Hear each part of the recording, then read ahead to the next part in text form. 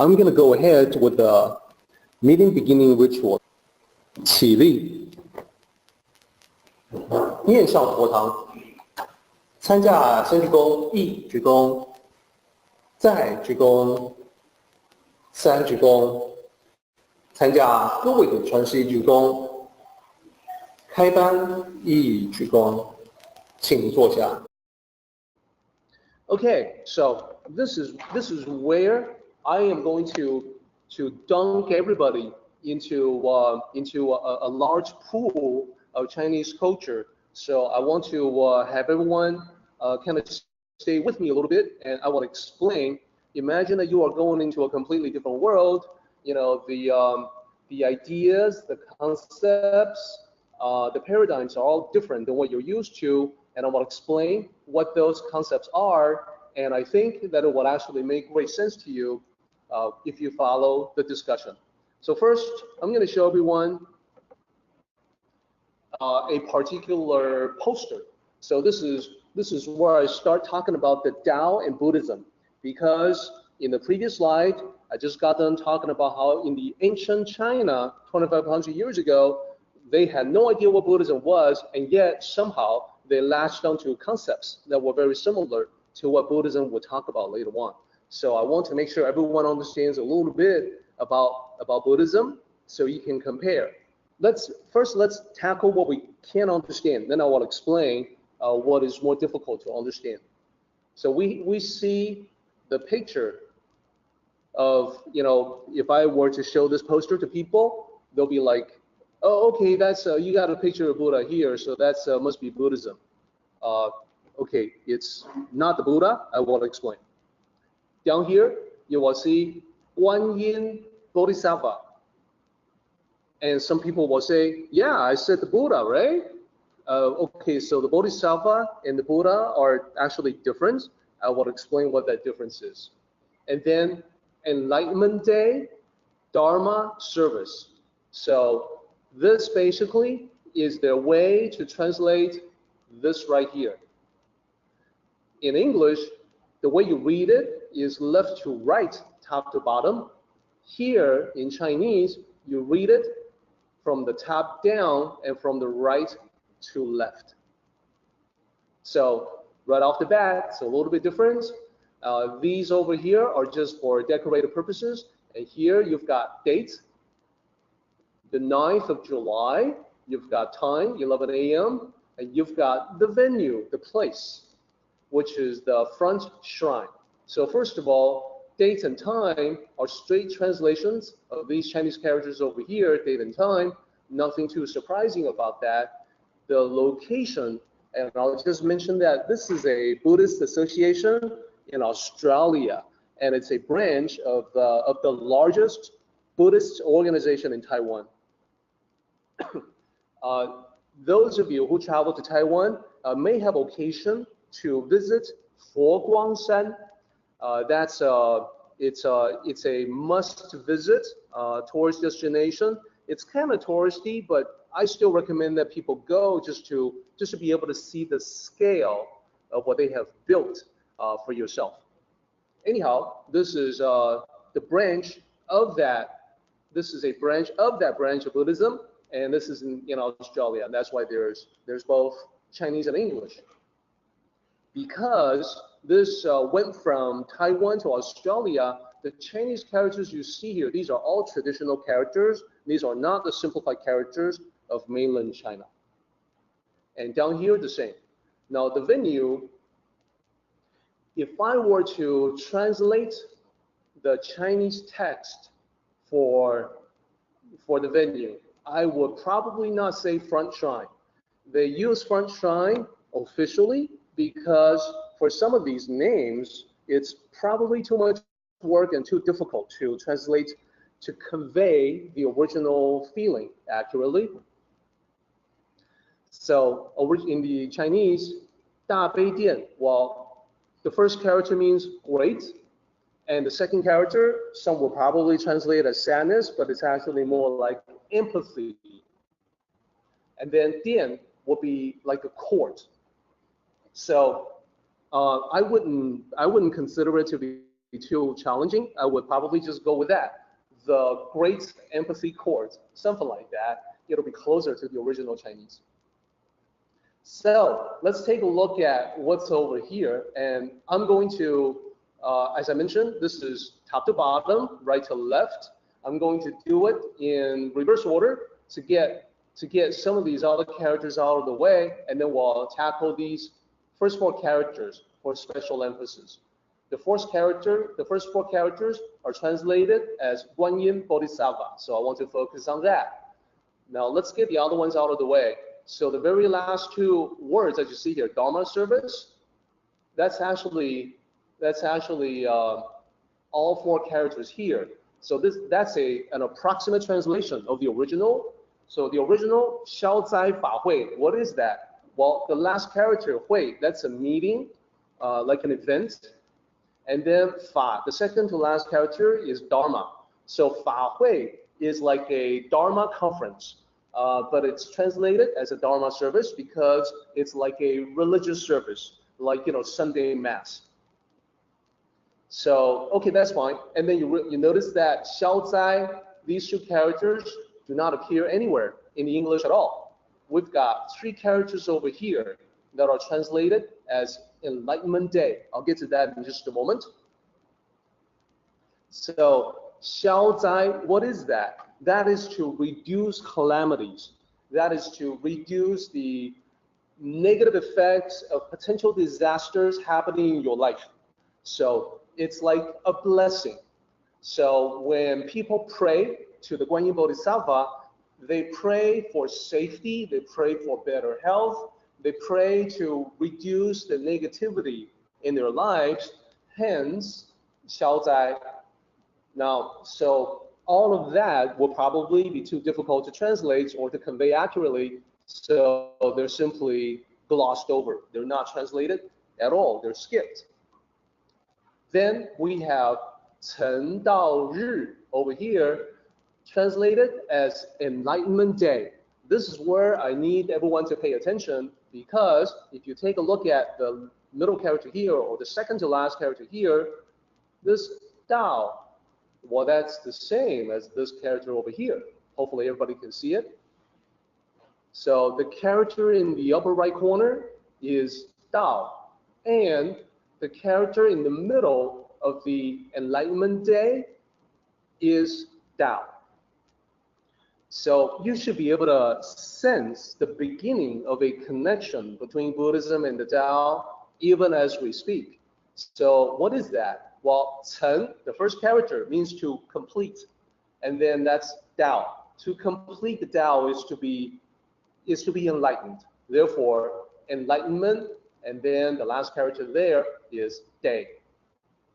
So attain enlightenment in the West, you have probably never heard of the alternative expression that it's the attainment of the Tao.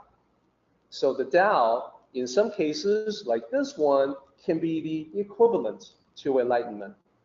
Ah, interesting, interesting. Okay, so what about Guanyin Pusa, the first four characters? Let's tackle them one at a time. This is what I meant by dunking everybody into this big pool of Chinese culture. Now you really get a very in-depth understanding of what this simple little poster is all about. We're going to focus on these two characters, Guanyin, translated as Guanyin. In actual formal pinyin rules, you have to string them together. It has to be Guanyin as one big word. Well, that's one of the less successful, less intelligent rules that was cooked up by a bunch of academics. So it's actually better to write them as two separate characters here. Okay, an alternative way to write the name is Guan Shi Yin. So you'll see the pinyin over here. I've also typed them up as different words. Guan Shi Yin. Why the difference? And what is the difference? What's the middle character doing there? Let me explain. So Guan, the first character, is to watch to monitor, to look, to observe. 世界 means the world. And then yin, sounds, noises. So together, go ahead and combine the three together, and you tell me, what does that suggest to you? To observe the world for sounds? What could that be? Well, here's what it really means. Well, first of all, before we go further, Guan Shi Yin is one of the ways to write the name. It is oftentimes shortened to Guan Yin. So both are legitimate names, and they point to the same figure, the same Bodhisattva.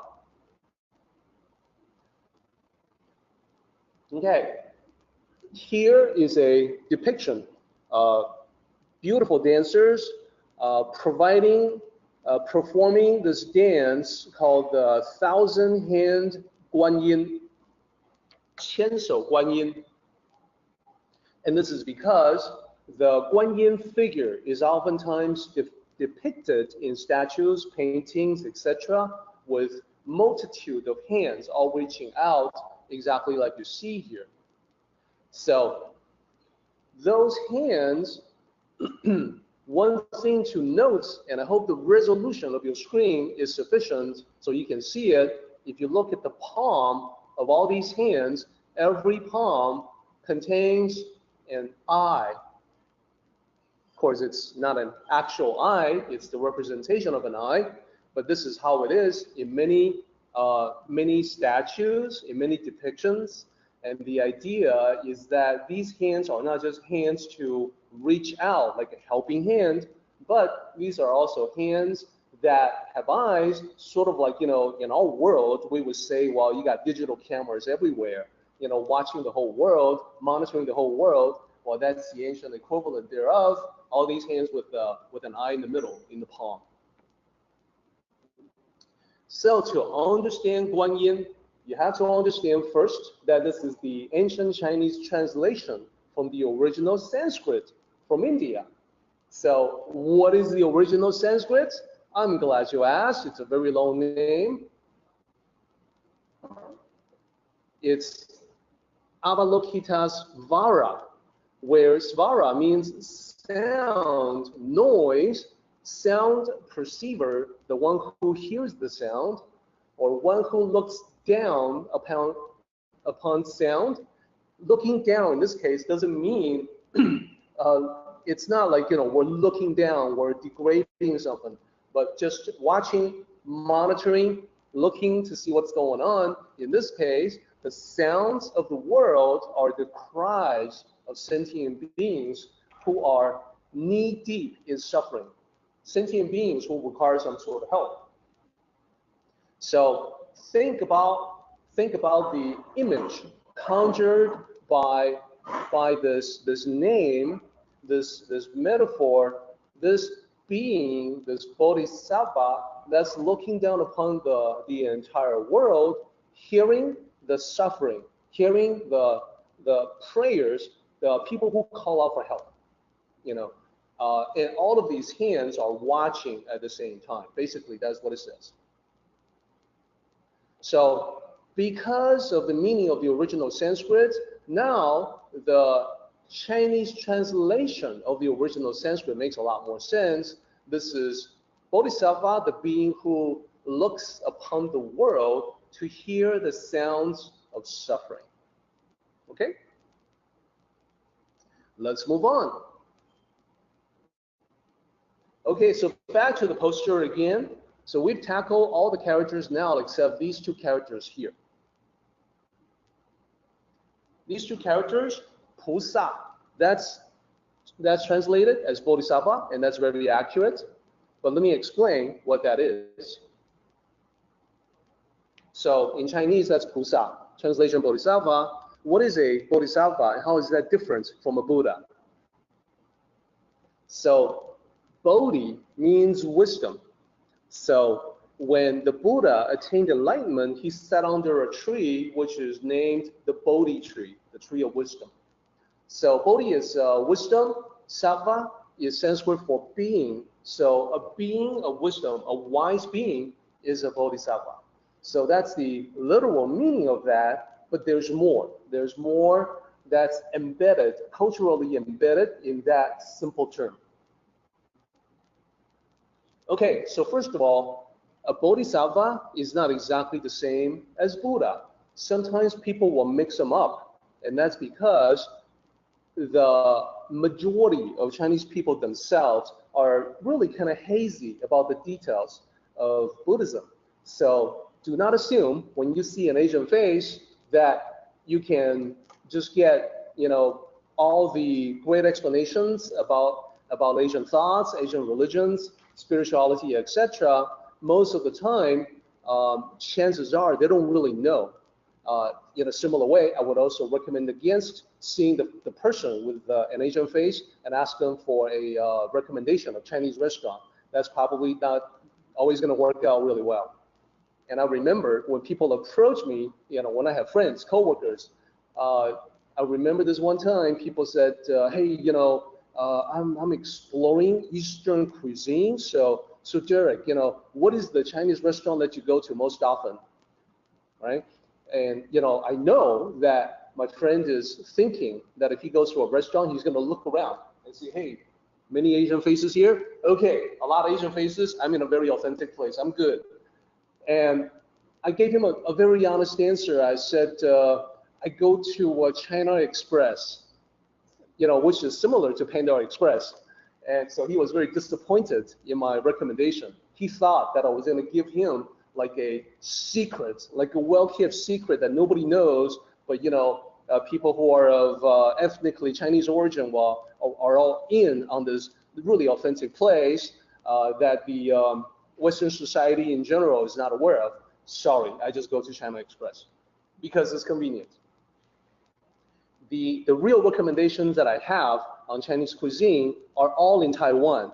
So that's where they have elevated cooking to a very high art. There's nothing like it over here. Here, I would say the best of the best would be like an 8 on a scale from 1 to 10 in my personal scale. It's only in Taiwan that I can get like a 9 or a 10. That's just my personal opinion. Don't get upset if you have a favorite restaurant. Okay, so back to the point. A Chinese person may not really be aware of the difference between the Bodhisattva and the Buddha and what makes them up, but then think about it. Here in the West, you can't just go to someone who is Caucasian, assume that they are Christians, and then ask them about the Bible. If you were to ask me about Bible inerrancy or atrocities described in the Old Testament, I will talk your ear off. But if you talk to this other person that you thought might know it, well, chances are they actually don't. They actually will have no knowledge about that. So what is the difference between the Buddha and the Bodhisattva? So that depends on who you ask and where you look, and there are debates, there are uncertainties, but I will give you my view. The Buddha is someone who literally has awakened. So the Bu part is the awakening, that is the person who. So the Buddha, someone who has awakened, is someone who has become enlightened and therefore perceives the greater reality and therefore is able to let all of this go. Buddha is someone who has attained nirvana in Buddhism. And by the way, if you go back to the purest, unadulterated version of Buddhism, that's actually problematic, because if you truly have attained nirvana, you have the great ultimate detachment from everything that is worldly. You are no longer involved in the material world. You have let everything go. So Buddhist monks are supposed to practice letting everything go to greater or lesser degrees of success. So nirvana, literally to be extinguished, literally non-being, no longer existing, no longer caring. So it's problematic because in later generations, the adherents, the followers of Buddhism many of them still want a protective deity. They still want someone to pray to who has supernatural powers to reach down with this giant hand and make everything okay, much like people everywhere in the world also have that same desire, but manifesting in different kinds of deity. So when people still want a protective Buddha, that Buddha cannot be someone who no longer is involved in the material world and has attained nirvana. So there's a bit of conflict there. The conflict is between people's need for a God, for a deity, for a God that will intervene and protect them and, make things better, save them, make everything okay. And the original Buddhism, which says that, well, when you attain enlightenment, true enlightenment, when you have truly awakened to the greater reality, you will have absolutely let absolutely everything go. So that's the Buddha. How about the Bodhisattva? Well, the Bodhisattva sometimes is expressed as a Buddha who has a spontaneous impulse of compassion to save others, to save all sentient beings. That's one way to do it.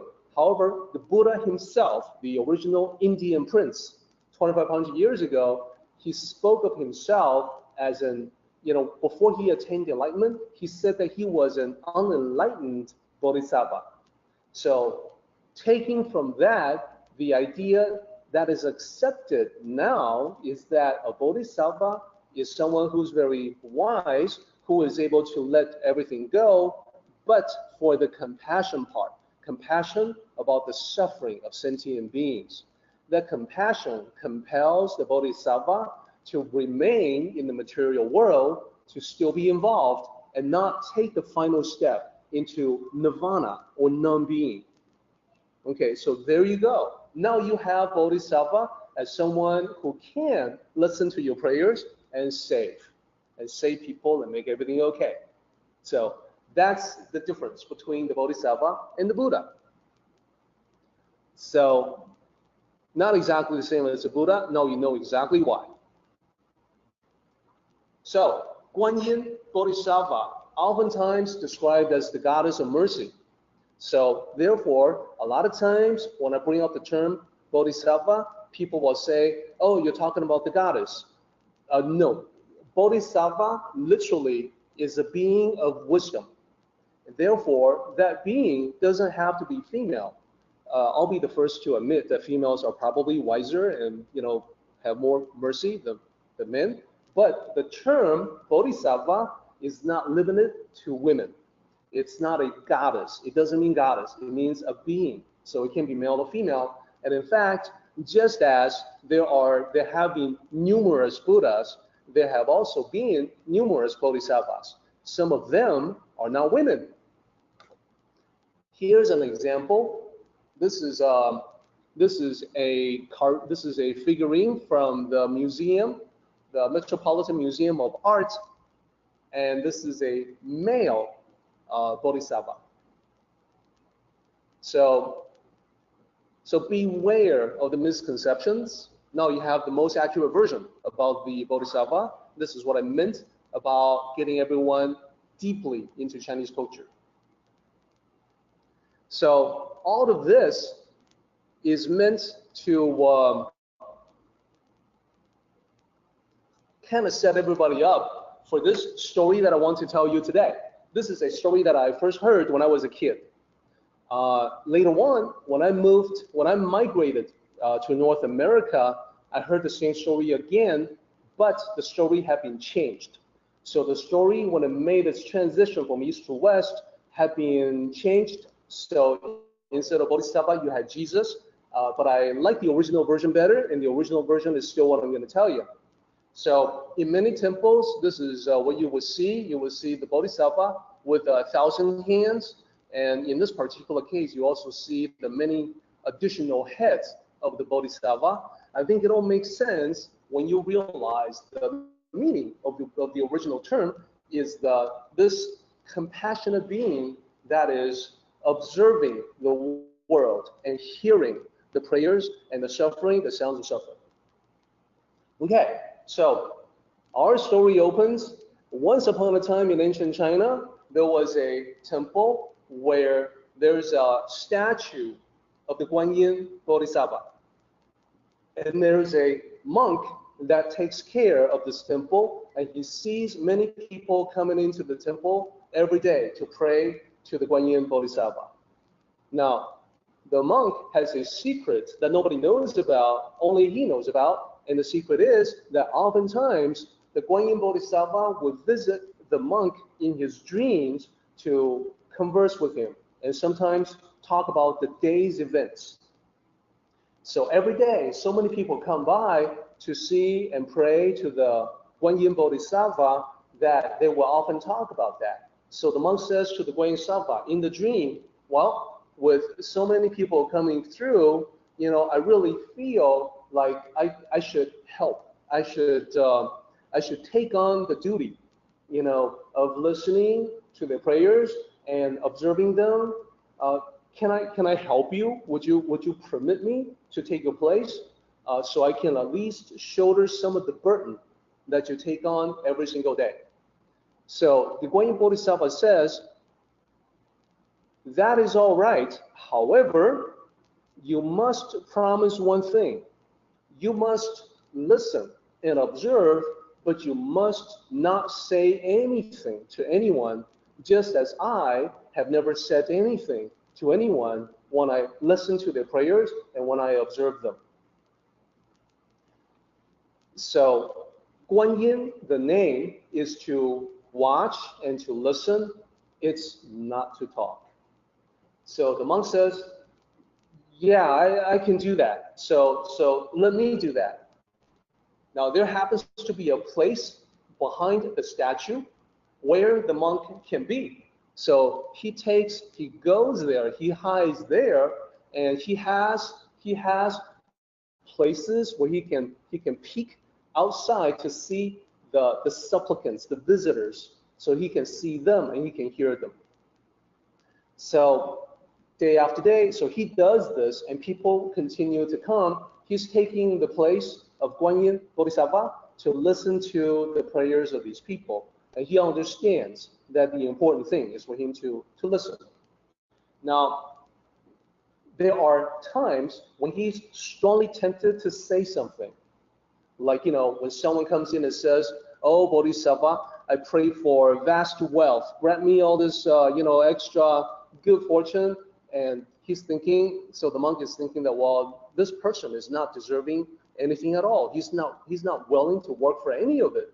So he feels like saying something.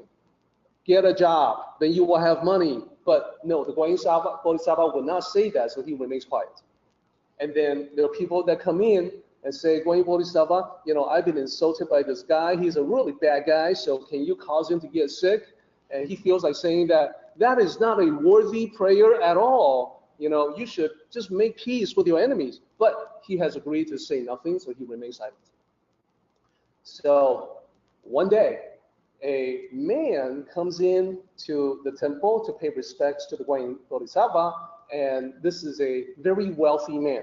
So the monk knows this man, and he can tell that this man is carrying a bag full of money. So the man sets the bag down, and he prays silently to the Guanyin Bodhisattva, and after a moment, he decides that it was time, the prayer was done, and he could leave now. So the monk can't really hear anything from the silent prayer, but he watches the wealthy man get up and leave the temple. And then from his place, he can see that, hey, wait a minute, he's leaving his bag behind, the bag full of money. And he's strongly tempted to say, hey, aren't you forgetting something? That bag full of money? But he agreed to say nothing, so he remained silent. Then, soon after, another man comes in, and the monk could tell that this was a very poor man, like a beggar, like a homeless person, someone who has virtually nothing at all. So this poor man is like the polar opposite of the rich man. He comes in, prays to the Guanyin Bodhisattva, and says, please, Bodhisattva, I I am so hungry. My entire family is hungry. We're all starving. I just want to survive. Please grant me good fortune so we can survive another day. And he's done with his prayer.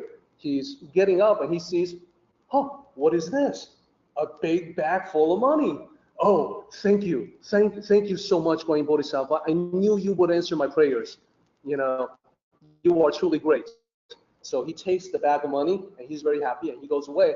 Now, behind the statue of the Guanyin Bodhisattva, the monk is like, wait, that's not yours. You're taking something that belongs to someone else. But he agreed to say nothing, so he remained silent. Then, after the poor man has left the temple, a young man comes in. This is a very intelligent and talented and polite young man comes in and kneels before the Guanyin Bodhisattva and says, I am about to take a very long voyage to a distant land where I hope to seek my fortunes. So all I ask, Guanyin Bodhisattva, is that you protect me and grant me safe passage over the turbulent seas to this distant destination that I have. So he's praying to the Guanyin Bodhisattva, and after a while he's done, so he gets up, he's getting ready to leave. That's when the wealthy man returns to the temple, looking everywhere. Where's my big bag full of money? I dropped it here someplace. That was when the young man is just getting up to leave. So the rich man is like, you, where's my money? Hey, you know, you're the only person here, so it must have been you. I knew I left it here. It's not here anymore, so you must have taken it.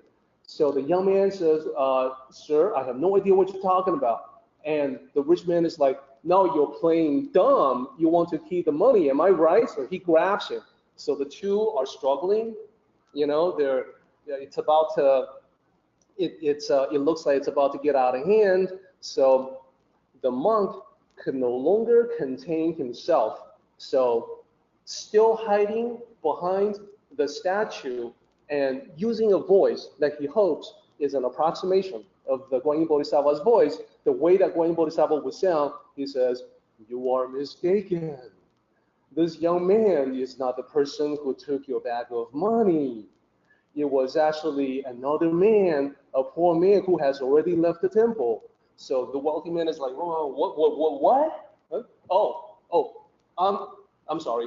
Honest mistake. You know, I thought it was you. You know, anyone could have made that mistake. I'm so sorry, but no, I got to go after my money. So he leaves the temple. He leaves the temple to chase after his money, and the young man is like, whoa, what the heck was that? Okay, well, now that it's over, I'm gonna have to get on my ship. I got a ship to catch. I'm going on my voyage. So he goes. So then that night, the monk is feeling pretty satisfied with himself when he falls asleep, and the Guanyin Bodhisattva comes into his dreams as she usually does. So the monk says, well, okay, I didn't really maintain the rule to remain silent, but, you know, I really had to enact justice. I really had to do what was right. And Guanyin Bodhisattva says, no, actually, by your actions in speaking out, you have disqualified yourself from being in that place to listen to the prayers and to observe. You can no longer be the stand-in for me, the Guanyin Bodhisattva. So the monk is like, well, wait a minute, I did some good today, okay? What I did was right. So the Guanyin Bodhisattva says, well, in actuality, it's like this. The wealthy man was so wealthy that he really didn't need the money at all. He actually had that bag of money with him, intending to take it with him to gamble with it. And he probably was going to lose it all. He didn't really care. So that was frivolous money for him.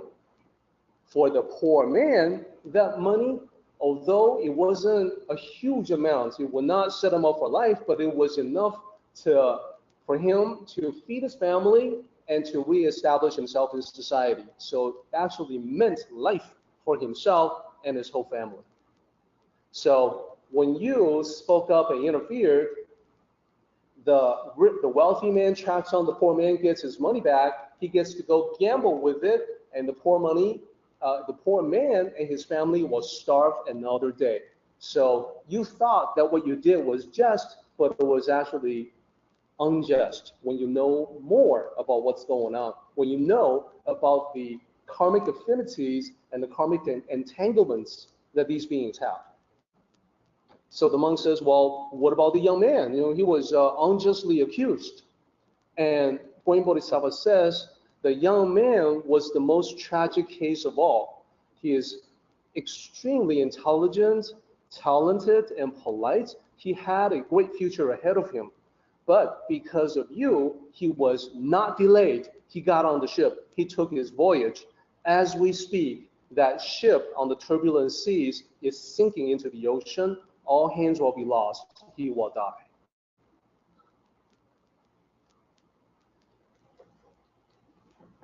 So that brings us to the end of our story.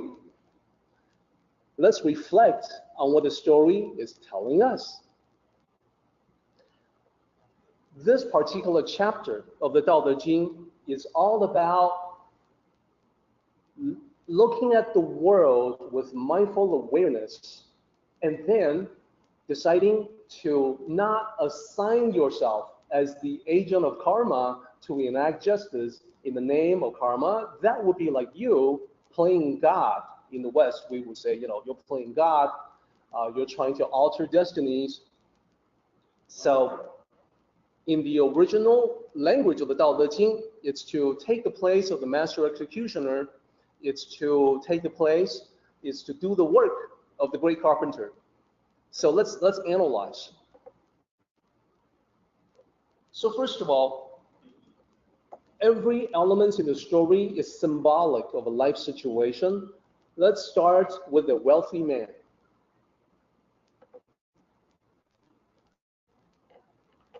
So we're at chapter 74 now, so we're 3 chapters away, but there is a chapter coming up in the Tao Te Ching that points out that human beings are contrary to the Tao of heaven.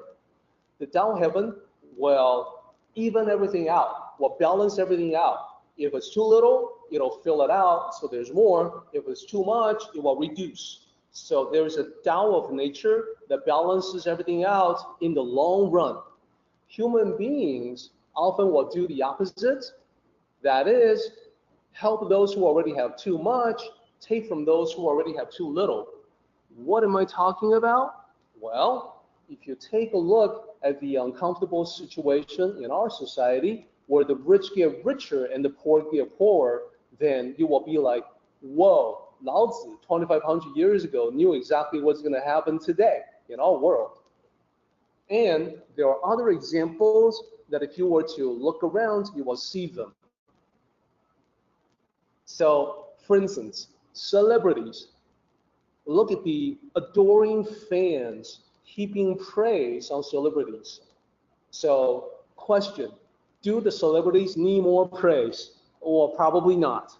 They probably have more than enough. They probably are sick and tired of it, and they just want to be left alone. But people will continue to flock to them, tell them how great they are, tell them, oh, my whole family loves you. We watch your show all the time. We just love you, love you, love you, love you, love you, love you, love, love, love, love, love. So that's what we do as human beings. So helping the wealthy man is like that. Now, what about the other side? What about taking from those who already have too little? Well, there's the uncomfortable tendency in our society in quite a few people to kick them when they're down. That is, when someone is suffering, someone is in a bad situation, that's the time to pile on them. That's the time they can be taken advantage of. So if you don't think that goes on, just go to any elementary school or high school, watch the bullying that goes on. That's exactly what happens. The outcasts, the misfits, those are the ones that get the brunt of it. Those are the ones that have firsthand experience. They can tell you that, yeah, if you appear weak, that's when more people pick on you, not less. So Lao Tzu knew what he was talking about. Okay, so what does this mean for us? It doesn't mean that you should automatically withhold your assistance. You can't listen to a story like this and then say that, well, you know, next time I see someone who needs help, maybe I just don't help at all. That's not what the story says. It means you have to act with mindful awareness. When there's an opportunity to act, you have to observe, you have to listen, you have to figure out what's going on, and then make a decision. And yes, to be aware of what's going on, you may look at the situation, you may figure out, you know, what's what, who's who, etc. And then your conclusion may be, I think I'll just let it ride. I think I'll just let it go. That could be. If so, then that doesn't mean that you have done nothing.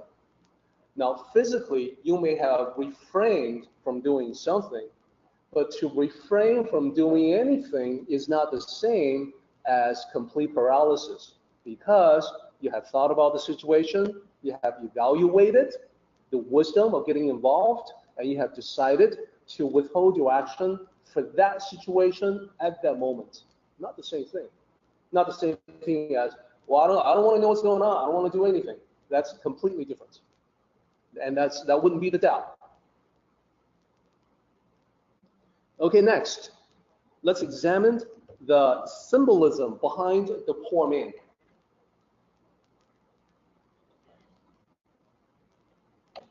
Flip side of the coin. And it works the same way in the Tao. That, yeah, you may want to assist the poor man, but you also want to do so with mindful awareness. Why? Your mindful awareness may compel you to act, you know, this person really needs help. I really should do something, okay? And if you are making that decision out of mindful awareness, more power to you. Go do it.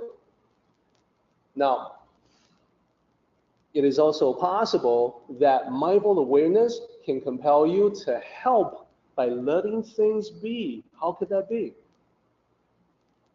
Why would that ever be a possibility? Any ideas? Well, example. Suppose you perceive there's a karmic lesson already in progress, that somebody has to learn a particular lesson. If you were to interfere, then that lesson will fizzle away, and all it means is that this person will have to learn the same karmic lesson all over again at a later time. So if you help someone because they're in trouble, it could be that you take away the opportunity for them to learn not to act in a foolish or reckless way. So they continue to act foolishly and recklessly until at some later time they get in trouble again. This time you're not around to help them. This time the karmic lesson runs its course. So, as I point out here, it may be a tough love scenario. That makes sense to everybody? Sometimes that happens. This is life. Life is complex. Okay? In some cases, when you provide help, you create a dependency. What does that mean? It means that this person comes to depend on you being so kind and so sympathetic that you will always help. And what happens usually when one day you say, I feel like I'm being taken advantage of, I'm going to have to cut them off, I'm going to have to stop helping. Guess what's going to happen when that occurs? The person who's been receiving the help, who has come to depend on it, will suddenly see you as the worst villain in the world. How dare you? Why? Because they have taken what you have done for them for granted. Happens all the time. I see it all the time. So you have to be mindfully aware when you decide to help someone who's downtrodden. You may really need to do something, and you may need to wait and see. It depends. So what about the young man? So here I want to focus exactly on when the young man's in a tussle with the wealthy man. You took my money. What? I have no idea what you're talking about. Sir, could you please take your hands off me? No, give me back the money. So when people clash, imagine that you're the monk, you're hiding behind the Great Bodhisattva, you feel like saying that you are mistaken. He didn't take your money. Okay, you feel like you want to interfere and put an end to the conflict. Should you do it or shouldn't you? Shouldn't you be the peacemaker? I mean, isn't that what the Tao is always about? You should always promote peace. So the sages would all agree in a situation people will get hurt, even killed, then you have to diffuse the situation somehow and seek to resolve it in a different way without injury or loss of lives. That makes sense. On the other hand, so what's on the other side of the coin? What's the yin and yang situation here? You may also see a conflict that needs to run its course. There are energy presence that need to work themselves out. Like there's bad blood between two people. Sometimes the best thing is for them to let it all out. So you think I am blah, blah, blah, right? You know, well, wait a minute, that's a misunderstanding. Maybe there's some sort of thing that has to be worked out. Sometimes, and I know ladies, you will find this to be really strange about the way that men behave. Sometimes, so let me tell you that guys will become the best of friends after they fight one another. And I know it doesn't make any sense, but it happens. So I guess we're still not totally evolved. Sometimes we need to, like, you know, punch each other in the face and then become best friends for life. But that's how it is. So the key is that you have to observe and listen to truly understand what is going on. Now, let me just kind of share with everyone, you know, this famous author, Wayne Dyer, Dr. Wayne Dyer, he shortly before he passed away, he started getting into the Tao. So the next to last of his major works was focused on the Tao. There are still many people I talk to who feel convinced that when he studied the Tao, that was the pinnacle, that was the very peak of his understanding and his wisdom. Now, Dr. Wayne Dyer is someone who does his best to practice what he preaches. I would say the majority of authors in the New Age, spirituality, self-improvement, the Tao genre, most of them don't do what they preach. But I believe Dr. Wayne Dyer was someone who whose heart was in the right place and who did what he said we should all do. So in his PBS special, he's getting up to talk about the Tao, and he's talking about how sometimes non-interference is actually the way to go. He describes a situation when he's watching a whole bunch of kids. You know, he's at the age when his kids have kids, he's got grandkids, they have friends, so he's watching a bunch of kids. He's a responsible adult. He's watching a bunch of kids play around by the pool. So when little kids play, they roughhouse, there's, you know, horseplay going on, and then you know what's going to happen is that after a few minutes, it's going to be like, you know, bash, and then he did one, you know, there's some crying, there's some whining, he did, you know. So Dr. Wayne Dyer is listening to all this, and he's like, he's smiling, you know, he's watching, and another adult, the mom, is turning to Dr. Wayne Dyer and say, "What shouldn't you do something?" And he's like, "No, it'll pass." And sure enough, several minutes later, those little kids that were fighting 5 minutes ago, they are now playing together again, having a good time. That's the nature of young children. They forget about what went on 5 minutes ago, so their lives are just a series of battles, and then forgetting about those battles and continuing on and play.